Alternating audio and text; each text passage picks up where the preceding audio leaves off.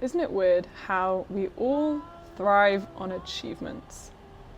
We are an achievement culture. We are the hustle culture, where hustle, productivity, incredible grades, incredible job, incredible paycheck is prioritized over health, good relationships, good mental health, little happy things in your day which don't cost £1 million. We have a culture of tangible output. Mental health isn't tangible, so we don't celebrate it. Sleeping, making healthy food, chilling with friends isn't income-making activity, so we don't celebrate it. We have been taught not to celebrate the slow. And it's funny because I am the biggest child of hustle culture, productivity culture, capitalistic, internalized capitalism culture, as someone who is a workaholic in grades, in work, in life, all of it. I've been having these realizations. We treat life like it's a series of tick boxes. Busyness becomes this anchor of self, almost like time is this finite handful of seconds which you constantly have to invest in the future. Always the future. But I've been thinking, what about now? What about now, the present? And I hate it because even to me, it's like being slow is a failure to succeed, because this whole definition of success that we've built up for ourselves is so flawed. All the notes that I made for this video were written when I went through a breakup this summer, and I sat in bed for a week and I cried and I didn't do anything productive. And I hated that even though I needed to process that emotion, I still felt so much guilt for just doing nothing for a week. And I hate it, and it's like lamenting in emotion, which is literally like what the human experience is about, like getting to have emotions. How have we conditioned ourselves to think that that's a waste of time? Better to push away feeling and do now. Deal with the feelings later, or in private, or in secret, or never, and just continue to work now. Okay, we worship retirement, school holidays, bank holidays, weekends, as though the other 90% of our lives is just dictated by society, which in many ways, for many people, it really is. So it becomes that there's this looming question all the time. What have you achieved today? And if the answer to that is nothing, they want you to feel guilt.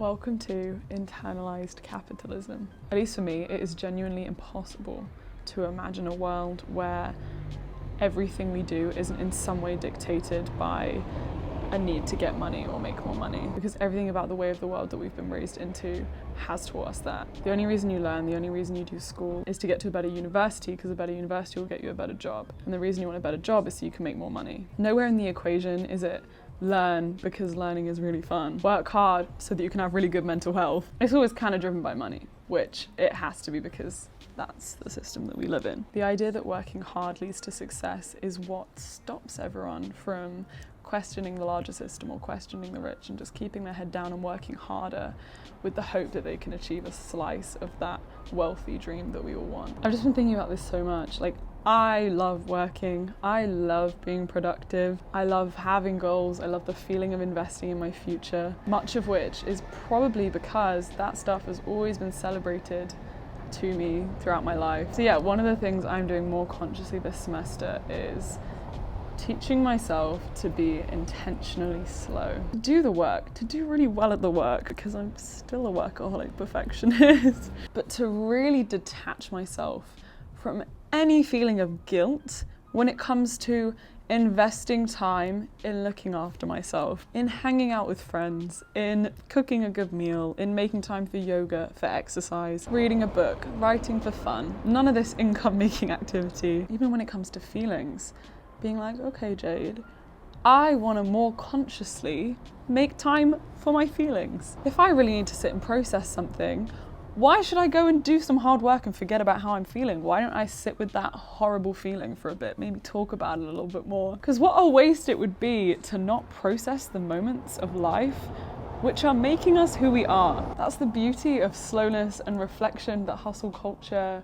ignores. And honestly, I'm struggling to even give this video a real message, because I don't want it to come across tone deaf. This is a world where we have to work.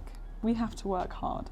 We have to earn the money. We want to support our families. Education, a degree, striving for better jobs, all of those are the biggest tools for social mobility. I can understand why hustle culture is a core part of how so many people choose to live their lives, because it is so important to give yourself a better life, because that's the world that we live in. So go do it, go hustle, go dream, go achieve, go work hard, go learn because you have to get the degree. But also what I really want to invite you to do is to do all of that, but also be aware of the hustle culture that you're in, and find even the smallest moments of every day that you can just treasure a little bit, that you can work hard, do all that schoolwork, blah, blah, blah, go get that grade.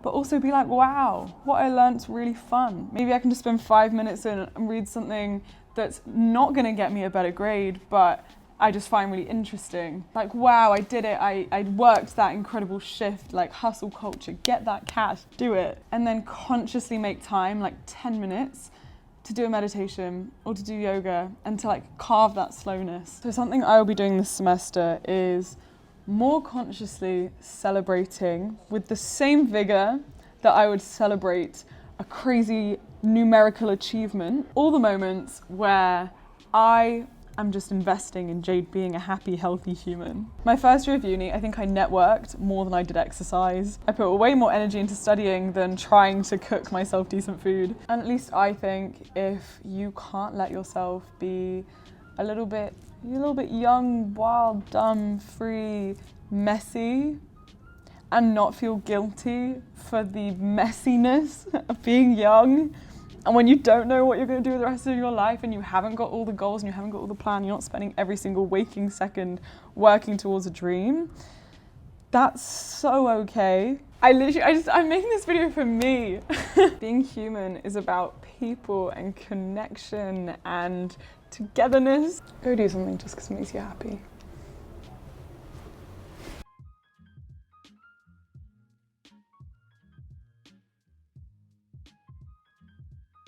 For a long time, aka GCSEs, aka A-levels, when I wasn't doing work, I would feel this guilt that I can't even explain. It was this niggling feeling that I wasn't doing enough, that I was going to be behind, that I was leaving so many things on my to-do list, such that even when I was relaxing, I wasn't truly relaxing because I wasn't present. I was feeling this guilt of what I could be doing, should be doing. Which is why I just quickly feel the need to say that investing time in doing stuff that isn't work is truly productive. The definition of productivity is using your time well, spending time well. In spending time investing in family and friends, in yourself, in your health, that is contributing to a happier and healthier you, which firstly is what life is about, but secondly allows you to do all the work and the classically productive activities better. This is why I'm such an advocate of work-life balance. Even though I don't always do it myself, I think it's so important. I think mental health as a priority is so important. So yeah, if you are a workaholic perfectionist, I get it, like I really do. Part of this isn't you, part of this is this hustle culture around us where we value things like grades and incredible jobs and output and work more than just health and happiness. But if you are working hard at the detriment of your success, your own personal happiness, it's just not worth it. It's not worth it. Please, please, please work hard. Work hard to achieve whatever you want to, have incredible goals, work hard to achieve them. I'm going to be doing the same. But just factor in how essential it is to take care of yourself. Even the simplest everyday things. Like if you can spend 10 hours working, you can definitely spend 10 minutes doing a meditation or yoga. Also, seeing as this is just a bit of a rambly video, today I had a class on happiness. More specifically, it was linked to corporational ethics, the role that organisations and individual people have in contributing to other people's happiness. But it required me to sit down for 5 hours and dig deep into primary literature about happiness the kind of things that make people happy, the things that don't, how money plays into it all. I was also digging into some of the neuroscience behind some mental health conditions. I could talk about this for a long time, but I'm sure you know the core of it. The core of it is that we derive so much happiness from relationships and people. I also read an article which went beyond just a happy life, but thinking about how you can have a meaningful life and how feeling like you have meaning is so linked to happiness. At the end of the day, we all just want a purpose. We want to go through our life feeling like our life has meaning. And if you're religious or you have faith, then generally you're happier because you have this feeling of like a greater meaning in life. But if you don't have religion, then where do you find meaning? And honestly, for a lot of people in the world that we live in, that is work.